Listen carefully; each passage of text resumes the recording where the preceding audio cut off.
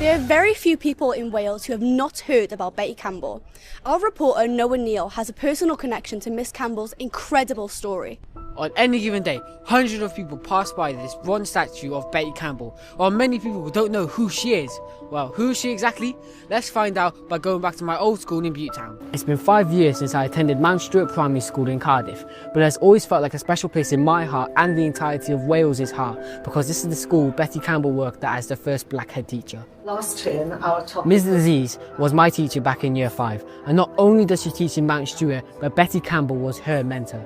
She has not only inspired me at the start of my career, telling me what I had to do, but throughout my career, it is what would Betty do. The fact that we have to do our best for the children in our community. Recently, a mural has been designed as a way of commemorating Betty Campbell's contribution not only to our school, but also Wales, the entire world, and even our youngest generation. Betty Campbell inspired me by being brave, honest and being loyal to everyone. Betty was very inspiring to our community and our school, and she was very powerful person to all the pupils in Mount Stuart Primary School.